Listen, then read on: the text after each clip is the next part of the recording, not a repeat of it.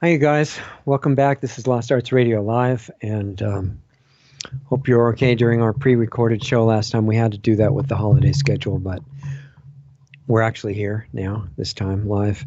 And since we're back on the air and it's just the end of the year, I thought it would be a good time to look back at what's been happening in the world and since our last show, especially, and what it all means for the future of humanity. And if you're a new listener, welcome. And this is not a typical news show because, for one thing, it's just one short hour per week. And, even if it was full time all week, we couldn't cover everything that's happening, as well as shows like the ones that are being banned right now uh, that we refer people to all the time. But the thing is, if you look at a couple of significant things that are happening in the world, even if you only have time to look at a few and you really know what the relevance and what is and what they imply for humanity going into the future and where we are now, you can learn a lot, even just looking at a couple of things. And if you're in the U.S., like we are here, we've been given an incredible Christmas present, or whatever holiday you want to attach it to, or no holiday, or just general gratitude that we have troops coming home, military troops coming home from Syria, almost all of them, and also from apparently about half of them from Afghanistan, from what we're told, which is great because both of those are places that the U.S. really had no business sending military troops at all. They're not part of our country, and it's illegal to just go around invading places no matter what the excuse is and what good you say you're doing for the world. It's generally agreed to be illegal. And particularly in the U.S., you're not supposed to have a war without getting Congress to approve a declaration of war, and that hasn't been happening for a long time. And it's interesting that, and we're going to look at this a little more in detail. I've got probably 10 times as much as we have time to cover here, so I'm going to try to race through as much as I can. But I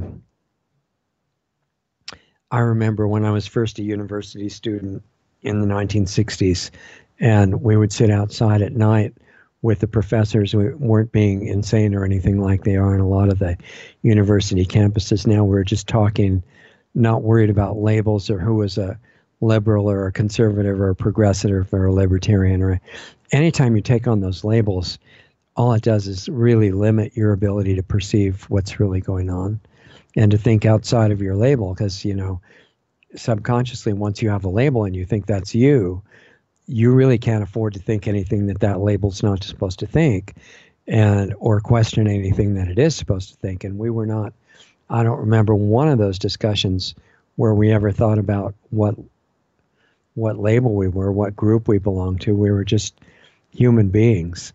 And there was still a lot of craziness going on in the 60s, and there were communist and socialist groups and SDS, Students for a Democratic Society, that were really communist and crazy people like that. But the majority of the group that we ran into in the university, students and teachers both, were just interested in preventing nuclear war and wanting to have peace. And in fact, they had the Peace and Freedom Party that had really good, at least public motives, and then weird things going on behind the scenes. But we were trying to do that for real, and it was great. And there's no reason it couldn't be going on now. And the reason I bring it up is that even at that time, which is quite a few years ago now, even though it seems like a month or so to me, we were just trying to think of how to have peace in the world and how to have governments and presidents and other people stopping the wars. The Beatles were going on during that time, and Country Joe and the Fish, and all these people singing anti-war songs. And we were against war. I mean, not to defend your country if it's really attacked and invaded, but aggressive war, invasive war, the kind that we mostly see now, where countries think that it's just a good idea for them to be in charge of everything, and they're willing to kill anybody that gets in the way. We wish that the Vietnam was going on at that time, and we couldn't really understand why it was defending the United States of America to go around the world and start murdering people in Vietnam. And I know that there's a lot of talk about how people went over there and undermined the military effort and everything. I'm not saying that's a good idea, but just not to get into those things in the beginning. And one of the things that Kennedy got killed for, I think, was wanting to stop the Vietnam War, among other things, like stopping the Federal Reserve. And we'll get into that too. But the fact that troops are coming home from Syria where they never should have been and were never invited, and actually were invading a sovereign foreign country, that should be universal celebration, not just in America, but all over the world. Because America's a big country with a lot of nuclear and chemical weapons and stuff like that.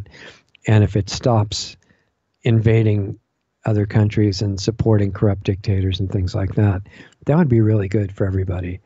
And the same with other countries as well, but certainly with America, who has bases all over the place and is spending vast amounts of money making believe they're policing the world, but actually just trying to control more of the world. And there's a lot of oil business involved, and opium business. And speaking of opium, which is a raw material for making heroin, there's also troops coming home, U.S. troops coming home from Afghanistan, apparently about half of them, and it should be all of them as soon as possible. And both of these are places that the U.S. government has no business invading. That's not a criticism of the military at all, because most of the rank and file military people are really courageous and good people and brave, and they're following their directions, their orders. But the people who send them to kill other people and get killed for nefarious reasons that are not legitimate, that should be changed. And so there's cause for great celebration. And what's weird in America and other places is that you have this label thing going on where one side is saying, well, we're conservative, and the other is saying, well, we're liberal, and there's, the really liberal, progressive socialist leaning toward communist side. And most of them are saying, this is terrible that the U.S. president is pulling the troops out of Syria and out of Afghanistan, even though Afghanistan is the longest war in U.S. history, 17 years, I think, since 9/11. And what's the real reason the U.S. is there? It's hard to say for sure, but publicly, it was to fight the Taliban and make up for 9/11 and all this stuff that almost certainly wasn't true. And Wesley Clark, one of the generals, went public with a plan that he had discovered before this all happened to invade, I think it was 5 countries in the Middle East before any of this happened. And I think one of those was Afghanistan, if I remember right. Supposed to fight the Taliban. This was a Islamic fundamentalist group that was actually following their scriptures verbatim, just like ISIS, just like Al-Qaeda, just like all these other groups. Those are religious groups that their religion is to kill anybody that won't convert to their religion. And if you won't doubt that, just read the scriptures. There's 3 of them, and I've read them all. And that's exactly what it says to do. So if you really want to make God happy, you kill everybody who's not willing to convert to your religion. And that's, the problem with all these groups. And apparently the U.S. going into Afghanistan was to fight one of them, which happened to be called the Taliban. But the real reasons could more likely be incredible mineral deposits in Afghanistan, just lying there to be stolen, and huge fields of poppies. It's not as big as Burma, but it's a big producer of opium poppies, and they're what used to take the opium and make it into heroin by a chemical refining process to be sold in a lot of parts of the world. But about half of the world heroin market is in the U.S. at the moment, and somewhere around 200 tons of it, or 200 tons in 96. That's the last figure I saw, but probably a lot more now. It's been going up. The current U.S. president was the only anti-war candidate in the 2016 election. The people that used to call themselves liberals were really in favor of stopping wars. And now it's really strange. I don't even totally understand it, but I mean, I do to a great degree. Their main part of their program now is to hate the president. So if the president makes peace, they hate that. And if you notice how many missiles North Korea is firing over Japan and toward Guam now, like they used to be, 0. And that was negotiation that the current president undertook, and the media, which is completely against him, and the other party said that was terrible. He's just doing this for ego reasons. Really stupid things they were saying on TV. It was amazing. But anyway, in the debates for 2016 election, which the other side wants to say was because of Russia, is completely ridiculous. I know I didn't support the current president because of Russia, as far as I know. Really stupid. And if it was from Russia, Russia did a good thing, but they didn't tell people how to vote or anything like that. In fact, there was massive foreign influence on the other side from Saudi Arabia and other places like that. Not quite enough to work, and there was a lot of fraud. The current president probably won the popular vote, I would say probably about 4-1, judging from the size of the rallies and the other aspects of the public response to his message. It had nothing to do with Russia. In fact, it did have to do with Russia in one sense that this current president has really failed on completely so far as I'm concerned. And that's that the leadership of Russia was wanting to be allies with the U.S., not for war, not for taking over any other countries, but for peace and trade. It was great. And because the current president was surrounded by traitor advisors and people pushing for war with Russia, which they still are, he caved into that, which is not a good thing for him to have done at all. And it's taken him 2 years to even get around to acting on his peace promise to bring troops home from places they shouldn't be, but now he's doing it. And anybody who's sane and not, ridiculously following these stupid labels should be celebrating and saying, parties are stupid. There is no reason that I can think of. Sometimes there's a single issue, like what was it called? The UKIP, the party in Britain that was in favor of sovereign independence and getting out of the EU and all that. That's great as long as that issue is relevant, But then the party tends to persist, and it comes up with what you're supposed to think if you're a member. And what if you were just thinking, I want to know what's true, and I don't care what party it goes with. I don't care if it's seen as liberal or conservative or anything. Those are meaningless. Let's see what's true. So many examples of that. If you're a conservative, typically you have a hard time understanding that there are real environmental issues in the U.S. and Europe and places like that GMOs and chemically grown food is a really terrible idea, and it should be phased out as fast as possible with 100% beyond organic food production. The people who are liberal and progressive, for some reason, are better at understanding that. And we're going to get into a proposal that they've got now for something that they're talking about. And I don't know why. And yet the people who are calling themselves conservative, that's a label that they're arbitrarily taking on, sometimes they're better at realizing government shouldn't just take over everything, and that the Constitution matters and you should be able to protect your rights. And what I'm saying is, why should you have to think and talk and act on party lines?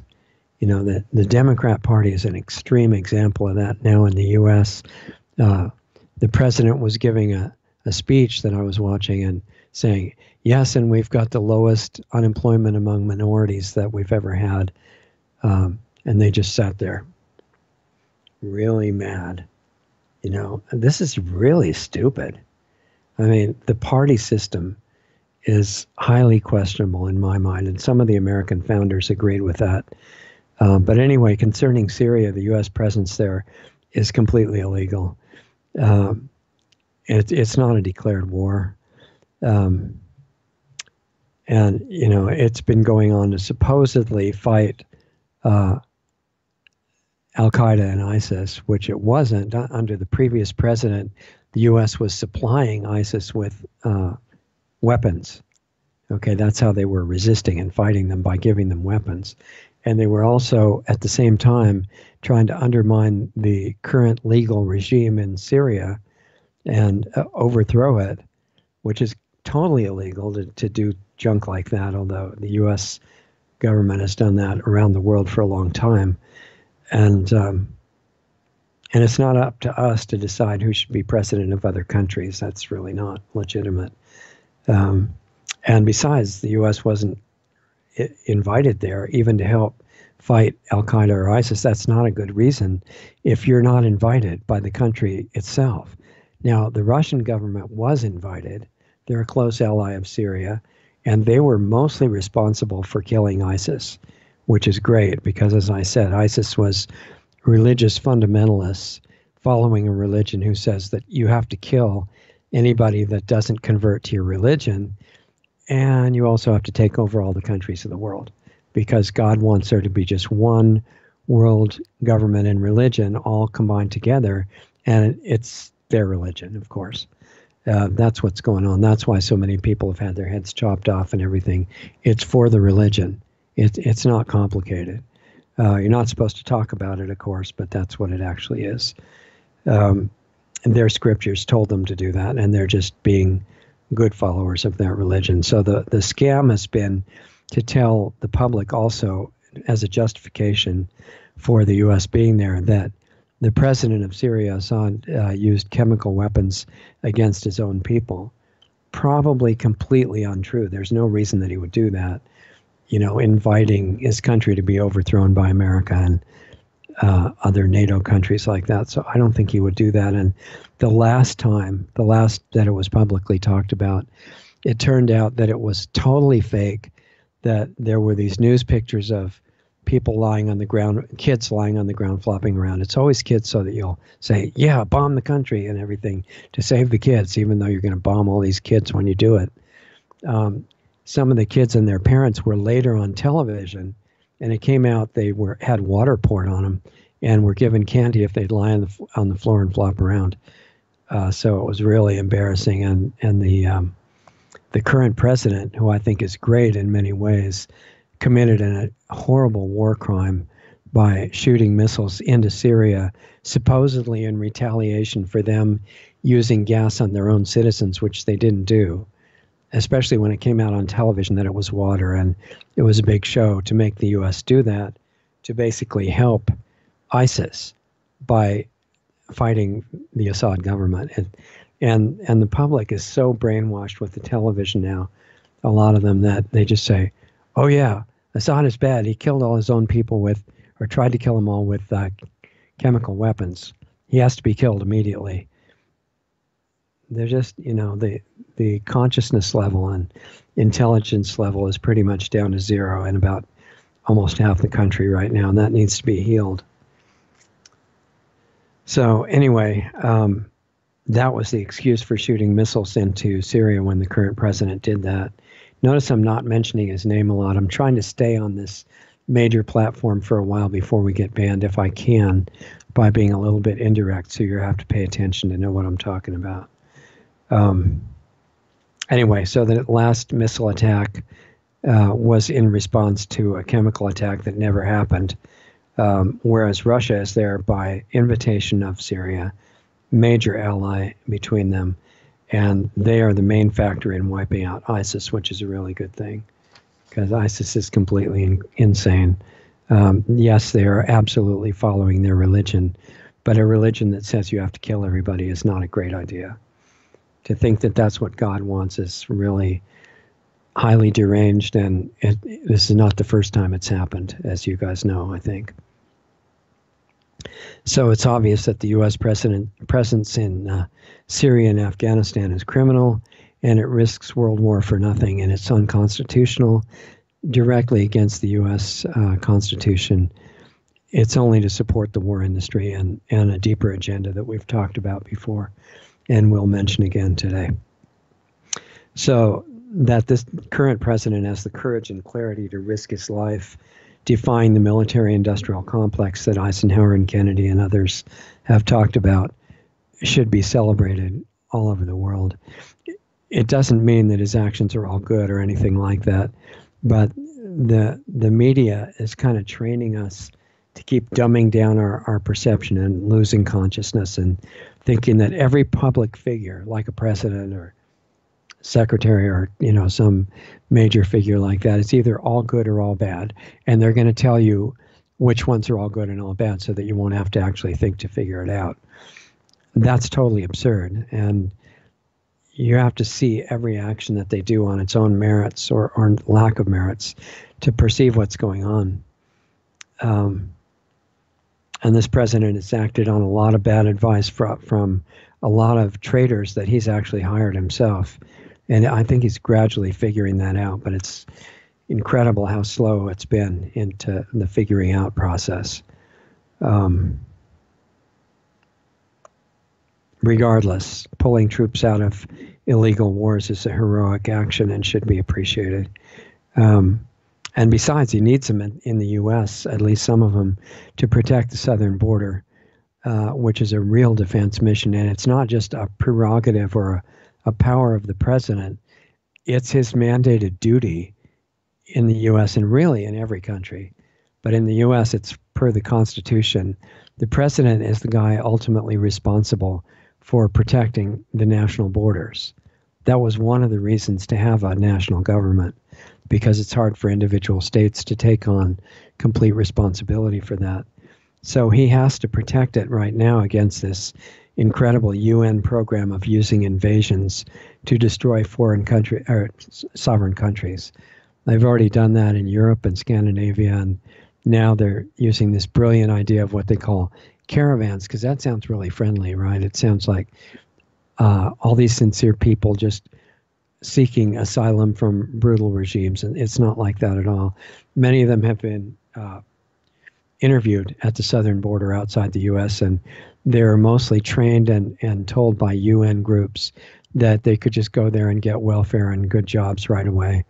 And that's why they're coming. They don't have to be legal. They don't have to get actual citizenship or legal permission to be there and work. They just have to come in and cross the border, and they'll get everything they want. So most of them are coming for that, and about 10% turned out to be violent criminals, which are told that they can come in with no checking process at all. And the program on the part of the UN is just to move toward world tyranny by shutting down the borders, eliminating the borders of sovereign countries. And the U.S. has a major media that's completely complicit with that basic globalist idea that our media is mostly criminal in America. And I suspect in a lot of the world now. And there are some exceptions. The show that I often tell you guys to watch that I can't mention by name, which was the first major one to be banned off all the big platforms for social media. The initials of the guy running it are AJ, in case you're not sure who I'm talking about. But the world leaders in the media, most of them have sold out to this suicide plan, thinking that they can be part of the world government when it all gets put in place, and even though everybody will be living in poverty and really bad conditions, they'll be in the elite and they'll have a really great time. You can see European leaders like Merkel, for example. German Chancellor Merkel gave a talk in Berlin just recently and said, this is a quote, "Nation states should be willing to give up their sovereignty." And she referred to the UN Immigration Pact, which is saying that everybody has the right to immigrate wherever they want, which is the end of countries, basically. And that, she said, that should take precedence over the will of the people in sovereign countries. And this is the kind of really demonic leader that has infiltrated power positions pretty much worldwide. And the people of individual countries are being brainwashed by their medias and controlled by governments and religious leaders, and like the religion in the Middle East that I was talking about, but many types of belief systems worldwide trying to get people unconscious. Another important event, since we only have time for a few of these, is that in the U.S., and this has relevance for every country in the world, by the way, if you're listening from somewhere else, this is not irrelevant to you. The first one wasn't either, because ending war, big powers like the U.S. pulling out of wars is really important for every single country. The other thing that's very important is that the president in the U.S. has openly said that he was considering firing the head of the Federal Reserve, which would be wonderful, but it doesn't go far enough. The so-called Federal Reserve, if you understand it, is the central bank in America, analogous to the central bank that exists now in almost every other country, every other major country. And they're all under this controlling kind of hub in Switzerland called the Bank of International Settlements. These are just fancy names for a cartel that issues fake money. If you did it, it would be called counterfeiting, and you'd probably spend your life in jail. But they do it as a whole institution. And just think, if your company was given the monopoly on printing money out of nothing, how much profit do you think that you would make? There's no limit, right? Because now they don't even have to print paper money. They just put a computer entry in and say that you have this much credit. And then they get paid back with interest on money that never existed. It's a complete scam, assuming that people will not be smart enough or awake enough to ever figure it out until it's way too late. And what they're doing in every country through that mechanism is they're siphoning off the wealth of the natural resources and the people who are working to enhance those resources, so that the wealth ends up in the hands of the central bank, and they gradually decrease the value of the dollars or the euros or whatever currency the person is holding by just issuing more and more and more of it, and the value of each unit goes down. So G. Edward Griffin, who's been on our show before and will be on again soon, wrote a great book that if you're interested in this, you might like to read it. It's called Creature from Jekyll Island. Really great book. And it explains the whole scam. And then under the central bank are these other little banks full of really nice people in the neighborhoods. Those people are great. But the whole scam of it is that even the local banks can do what's called fractional reserve lending, which is completely criminal. And it means, see, the reason it's given that name is the people who even think about it at all might think that, okay, if the bank has $100, it can lend out 30 so that it's got some security. That's not what it means. It means if the bank has $100, they can lend out 1,000 or 10,000. That doesn't exist because they have 100. I mean, you'd get fired from third grade from thinking something like this. But that's the basic criminal level of the institutions that are running the world right now. So the media, which in America is almost 100% criminal and working for the destruction of the country, goes on with these really fancy-looking anchors and commentators and everything. And they say, men and women both, who are looking really authoritative, and they're saying, no, the president is crazy. This is another one of his insane criminal actions. He has no right to fire the Federal Reserve chairman.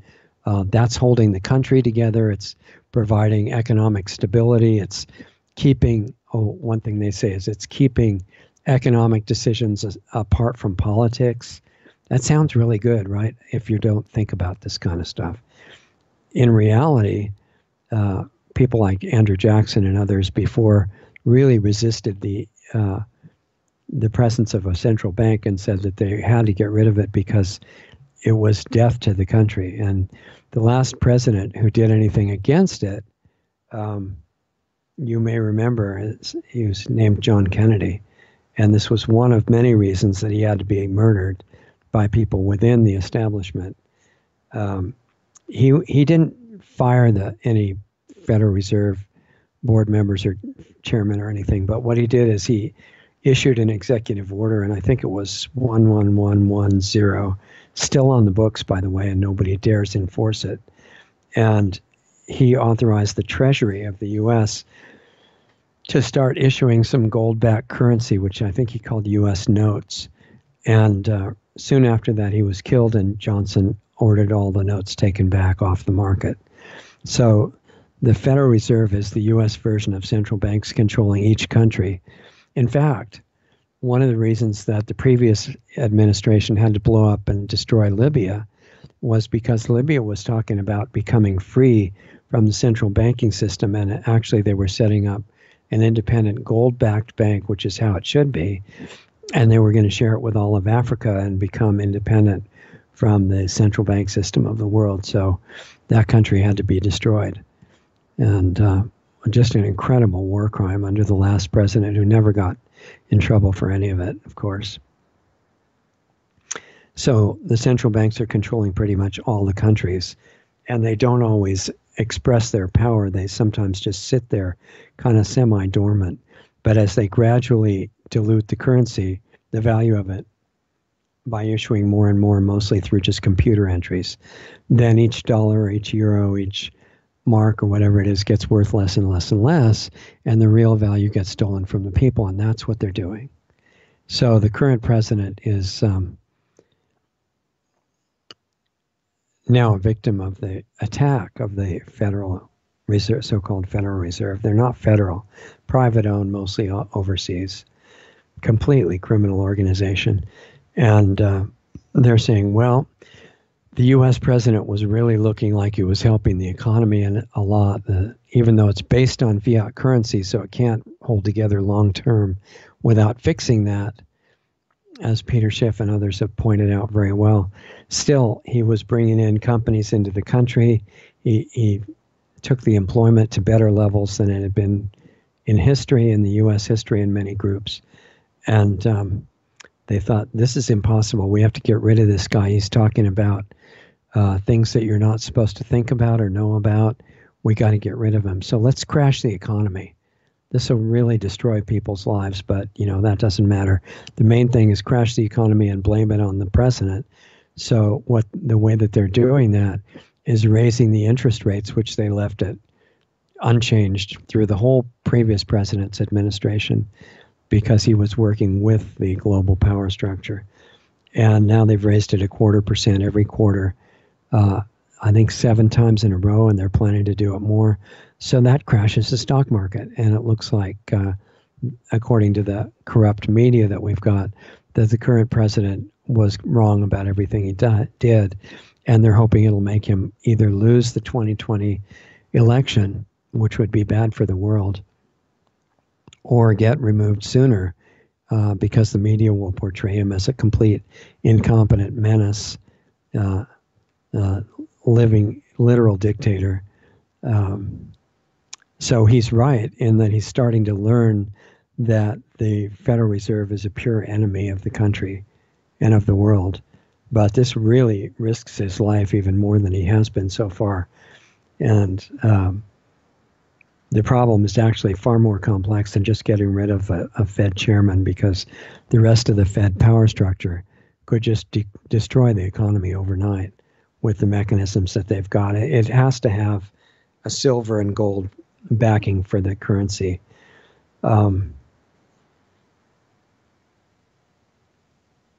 So there's a lot that he's doing that's great, a lot that he doesn't know about, that he still needs to learn. He has to know that prosperity is great. It's really wonderful to care about people's well-being that way, but there are ways to do it where you don't have to support toxic companies involved in destroying the world. And I don't think he has any clue that that's really what's going on. For example, he talks about bringing in companies with wonderful jobs that are working on the Internet of Things. Well, the Internet of Things tied to 5G is all Agenda 21. It's national and global suicide. It should be banned from the planet. The same with GMO companies, so-called biotech, if you want to make them sound respectable. The medical drug companies are mostly completely criminal, hiding natural remedies that mostly work way better than drugs ever did, and they don't have any side effects. And you remember, by the way, speaking of side effects, that Hippocrates said a long time ago about having your food be your medicine, and medicine be your food. But he also said, do no harm. So having so-called medicines, which you really shouldn't call modern drugs, they're toxic chemicals. They're not real medicine, because real medicine never has any negative side effects. And people in the medical industry, and really sincere ones, who are graduating from medical school and nursing school and everything, would say, oh, that's completely anti-science, and real medicine always has side effects. They're so out of touch with real medicine that they think they're doing real medicine, and they're not. I mean, the traumatic emergency care units are wonderful, and putting people back together after they get hit by cars and things is great. But as far as medicine is concerned, you're not supposed to poison people when you give them medicine. It's not supposed to have a list of side effects that include death, heart attack, making your brain not work, little things like that. That's not normal. And that whole industry has been put in since about 1910 and become a monopoly since then in the U.S. and other places. So the current president, I don't think, knows about that. He's got some suspicions about injecting poison into kids to supposedly make them immune from disease, which is a complete scam. I've studied that back to its origin. And that you're never supposed to question. In fact, a lot of people who have questioned it have been killed. And because it really threatens not only a big industry, billions and billions of dollars, but also part of a larger agenda, which is to get rid of life on Earth, basically. And most people couldn't even begin to imagine that that's true. But that is true, and it's behind all this stuff. Also, the current president doesn't really understand about pesticides. A lot of people who call themselves conservative think that Rachel Carson and the environmental movement is stupid. It's not. I mean, yeah, it's being used for fraudulent goals right now, but the idea that Rachel Carson explained that pesticides were destroying the life support system of the planet, which is not brilliant if you plan on living there. She was right, understated if anything. So the whole toxic agriculture industry, not just pesticides, but the chemical fertilizers coming mostly from Justus von Liebig in Germany a long time ago, and he realized he was wrong after it was too late. There are better ways to take care of the soil, and this is one of the things that Organic Consumers Association has been great about. They call it regenerative agriculture. Unfortunately, they've taken up the label of being progressive and liberal, and so they're not seeing some huge pitfalls of that, wrong reasoning about economics. But as far as the type of agriculture that should be done, yeah, the toxic kind needs to be phased out immediately, and I don't think the current president understands that, or why to immediately get rid of nuclear power. Of course, it takes decades to shut one of those disastrous plants down, even if you want to, but it needs to be started right now, because the fact that humanity hasn't apparently learned from Fukushima, which is just a little tiny clue of what could happen to the biosphere if nuclear power plants continue to operate. That's a big blind spot. He has shown no sign of knowing about geoengineering, which is critical for life on the planet. So he's got a lot of education that needs to happen quickly, because the American government's so powerful. It has a big influence on what happens to the Earth and whether life continues on it or not. So generating money and profits is great. Contrary to popular belief that the media wants you to have, that's not bad. But you can do it without toxic companies that destroy people and the biosphere. There's plenty of better alternatives. And that brings us up. I'm talking as fast as I can. We've got about a third of our time left. brings us up to the proposed Green New Deal, which the organization that I just mentioned that I really like, Organic Consumers Association, 1 million people in there now fighting for better environmental things and better food and all, which I totally support. I've been a really strong environmentalist myself since the mid 60s at least. But the supposed Green New Deal that the new young senator from New York, Ocasio-Cortez, is behind, and a lot of other people in OCA is behind it, and the Democrats in general excited about it. It would eliminate the oil and coal industries. Now, this is subtle, okay? You have to really look at it. Forget party labels for the moment. Don't be a conservative or a liberal or a progressive or anything. That's like preschool level. We have to get to the point where we're actually evaluating these things, not to hate the other side. That's really dumb waste of energy, but to see what's true and what would work. And the oil and coal industries, full of a lot of good people working in them actually, haven't been necessary for over 100 years.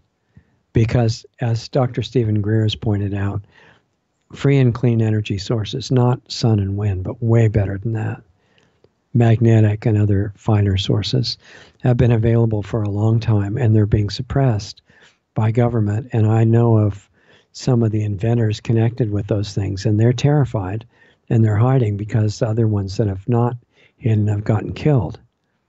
That's the real energy policy of all the major countries that I know of right now. Kill anybody who comes out with real clean and free energy. So if you want to eliminate the oil and coal industries the right way, you have to reveal the real energy sources, the real energy technologies. And I think the current U.S. president wants to do that, but I don't see any sign that he's got the access to them right now. There are levels of power so far above the president, they don't let him in on much, that's really critical, particularly these things about advanced energy technologies. Look at Stephen Greer's talks. You can find a lot of them free on YouTube, and it's very interesting stuff. I've met him, and I think he's legitimate. I think he's probably leaning into this crazy liberal mentality, fake liberal mentality, and maybe hating the current president even, but he's really right on target as far as the hidden energy technologies and a lot more. So I recommend, I think you'd like to watch his stuff. Anyway, and of course you have to get rid of the Federal Reserve, because nothing is going to work for the economy as long as you have this giant leech system sitting on top of it, sucking out all the wealth. That will not work. So I don't care what color deal it is, green or purple or anything else, it will fail and leave the country in poverty, especially if it's just going to say, we're going to get rid of the oil industry, and the government's just going to pay all the displaced workers their salaries. That is a really stupid idea, because the debt is like a time bomb waiting to destroy the economy. And the socialist, communist-leaning type governments are really specialists in just doing everything out of money that doesn't exist, like the U.S. is leaning toward now. It's very much in the direction of a completely crazy socialist government. And you can't do it that way if you want to live. So guaranteeing jobs for everybody. They're also talking about a universal basic income. This is a really terrible idea. And the people who don't think say, well, yeah, we just should have given everybody free money to start with. Why have we gone through all this trouble and not done that? Just give everybody everything they need. It's wonderful. It doesn't work like that, because when you're living on the physical plane and you have to observe the laws of nature, money is a representation of wealth. Money itself isn't the wealth. It's what it represents. And you can't just make it up out of nothing. And the other thing is, if you give somebody universal basic income, which is really where they're going right now, especially if they crash the market, blame it on the current president, bring in a socialist president, and the Democrats all work to, move things in that direction, and the traitor Republicans helping them, one way or another. What happens is that the entity giving you your basic income, they put conditions on it. They want to know who you are. What is your social security number? They want all your medical records. They want to know where you live. They want to know if you own firearms. They want to know what kind of family you've got. They want to know all the other programs you're involved in. And then see what happens is they're giving you this free fake money and saying, well, we just passed this other thing. And if you want to keep getting your free money, in other words, if you want to survive, here's a list of stuff you have to do. This is a direct route to slavery. This is really, really stupid. And it's not a condemnation of the people who have fallen for it, because any of us could fall for it. We got to forget condemning anybody from now on. Just trying to stop bad actions would be good enough. So it's a direct route to slavery. For example, some people believe you should be injected, and even your babies should be injected with a toxic cocktail that contains the most unbelievable poison garbage you can imagine. And that's going to make you immune from disease, even though there's no evidence that that's true at all, and it actually kills a lot of people. But some people don't believe that you should have poison injected into your babies. And if you're on a universal basic income, the government just says, well, we're ready to give you your next month's food money, and just make sure you inject all your children with all the recommended poisons. You don't have a choice. Either poison your kids by agreeing to these injections or let them starve to death. Your choice. This is what the people pushing for universal basic income are leading straight into. You got to stop fighting among the sides long enough to stop, take some deep breaths, just like they talk about, and say, look, I don't care about parties or any of that stupid stuff. I care about what's true.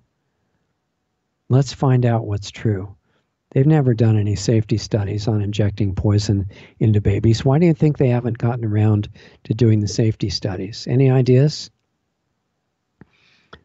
So when you really look at this with real science, you see that it's not just the adjuvants, the extra stuff they put in these injections. It's right from the beginning, from when Jenner started doing it in, 1799 or something like that in the UK.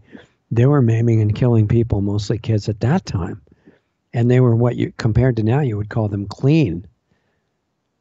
There's no such thing as, the elite taking the clean injections. That is not going on. The whole scam of injecting garbage into you, that's not how the immune system works.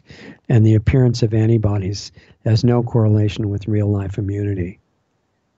The antibodies that come from these injections. There are people with almost no antibodies that have great immunity, and there are people with lots of antibodies that get the disease right away. It's a complete scam. But the point is that if you go for the free healthcare, for example, which is another part of this Green New Deal, well, who do you think decides what healthcare is? And who has your electronic medical records and your ID number and your food card for your free basic income and all that? Do you think they might be wanting to tell you what to do, whether you have to take this drug? And even now in America and Europe, they're forcing people to give chemotherapy to their kids when they'd rather do a natural alternative. And if they don't do it, they'll take their kid away. And now they're going further and saying that if you don't agree to have your kid, whom we convince that they're the other gender, be given toxic chemicals and maybe surgery to, take them into the other sex unnaturally, then we have to kidnap your kids for that too, just for their own good. So it's going toward government-controlled slavery. And the people who are all excited about the Green New Deal are so brainwashed, I guess, into this mentality and encouraging each other that it's fantastic, and all these stupid people didn't realize all you have to do is give everybody everything free and it's going to be great.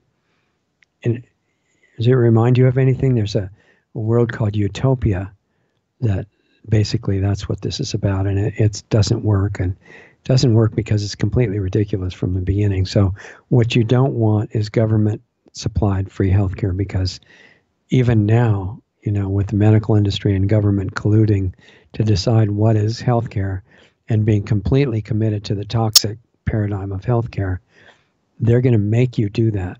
There won't be other healthcare allowed. That's what's wrong with it, among other things. So that's what can happen when you just have one area that you kind of understand, like the need for money, or the need for health or housing, or the need for clean food. Those are all great. And so that's as far as the thinking goes on a lot of the environmental people. They're thinking, well, obviously these things are all necessary. We'll just give them to you, as if they are the government. They're not the government. The government is a crime organization, at least a large part of it. And if they give you free stuff, do you think they're going to do that because they like you so much? Probably not. And they're probably going to do it to complete their control over you. So the connected areas that have to be understood by the people pushing the Green New Deal is areas like economics and banking, and what's going on with geoengineering and energy technology, deep state controllers of different programs and stuff like that. The promoters of socialism and the massive increase in debt and government control, they just become pawns of the real controllers, who they're not, and the global power structure. So I would just like to, I want to drop this animosity between the left and the right. I think it's totally stupid. It's counterproductive. It makes the real rulers laugh at how dumb we are. It doesn't matter if you're right and the other side's wrong, because you probably are on some things and not on others anyway. The point is, we're not opposing teams. We're humans. And the people that I'm talking about are Ocasio-Cortez and Bernie Sanders and others, some of the environmental people who are all enthusiastic about the Green New Deal. The thing is not to fight about it. The thing is to educate the people who have kind of left out parts of the education. One of the things that our fake educational system has taught us is that you have to be specialized in something. But see, the thing about a specialist is that they think they're really brilliant, but they don't understand the context of the one thing that they're a specialized expert in. So they're a perfect setup to be used as a tool to hurt humanity and hurt the biosphere, even though they're such a great expert. And they may not even know that they're doing any damage, because all they've learned is one specialty. So if people weren't in tunnel vision like that, what would a real good Green New Deal look like?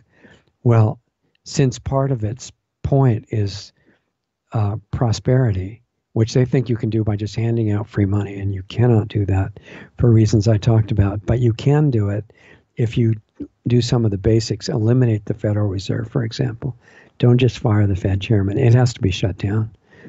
Kennedy realized that, but I think he realized he'd be instantly killed if he just went in and tried to shut it down. But, that's it's a crime organization. It's stealing most of the wealth of almost every country in the world.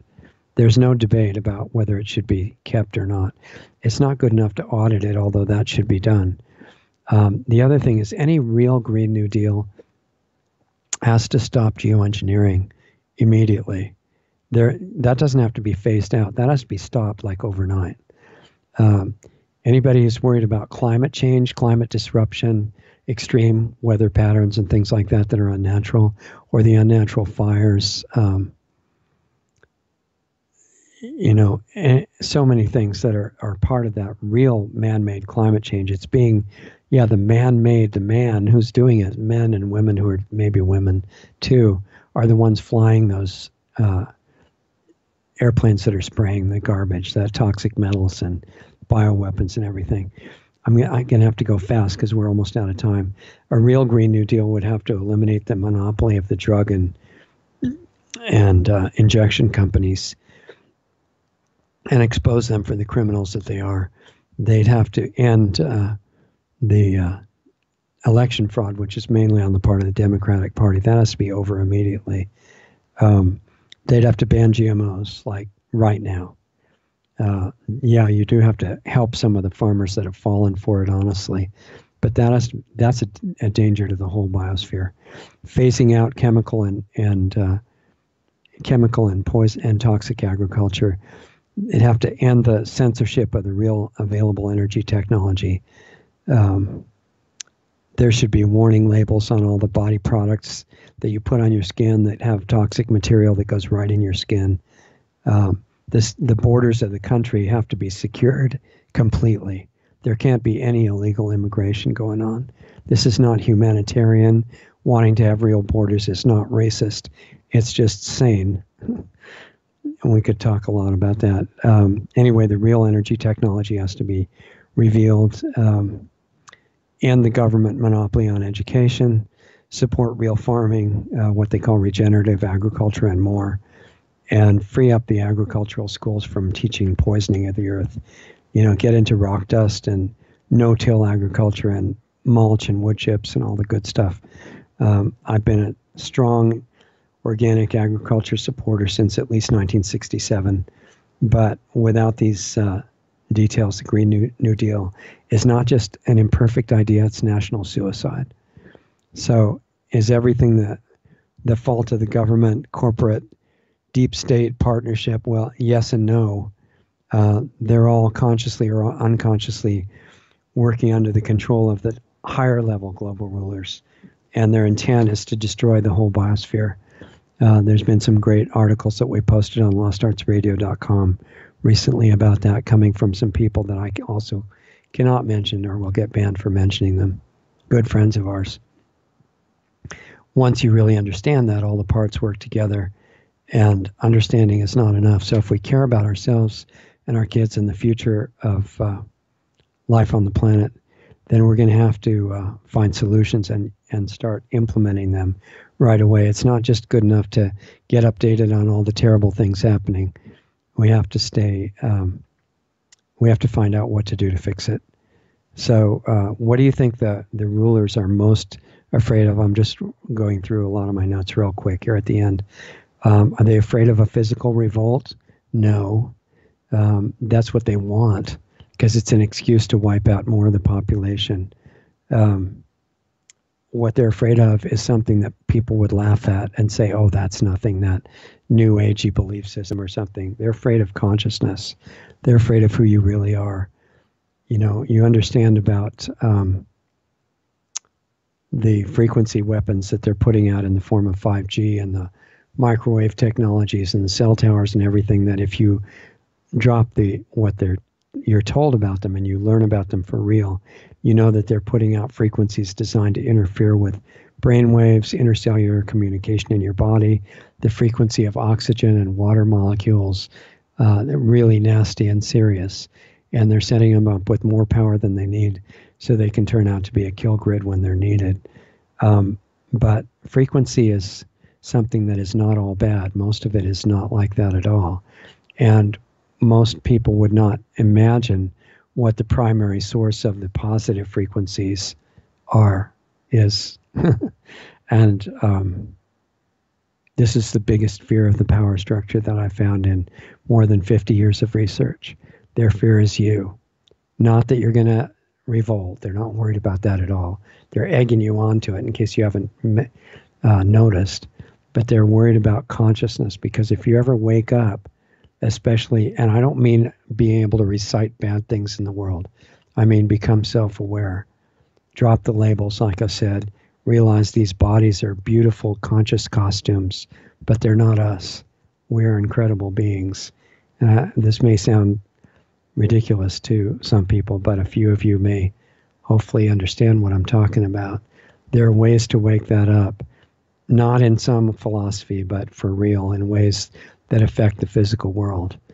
Not ego-centered ways, much more powerful. And that's what I'm advocating, because that's the thing that they're most threatened by and could turn everything around, even this late. That's why we started Planetary Healing Club. If you get interested in that, you're personally invited to check it out. PlanetaryHealingClub.com. I'm looking for the people who are brave enough to actually start working within themselves in ways that really do change things. Your own life first, and everything else by resonance. I can't say a lot more about it here because this is public, but I will keep putting out the free videos. Watch for that on our YouTube channel, and if we get banned off that and other major platforms, look for us on Brighteon.com, BRIGHTEON.com, and you can always give us feedback on Facebook groups or YouTube channel, or email it in, richard@lostartsradio.com. And I greatly appreciate your sharing a little bit of your valuable time with us. Thank you. And glad to be back live with you. And the club meeting, Planetary Healing Club, starts in half an hour. If you're not part of that, check it out. If you're ready to do some serious work internally, that's planetaryhealingclub.com. Otherwise, I'll look forward to seeing you next week. Hope everything goes great for you, and I wish you a wonderful new year. You're greatly appreciated, and I'll see you next time. Thank you.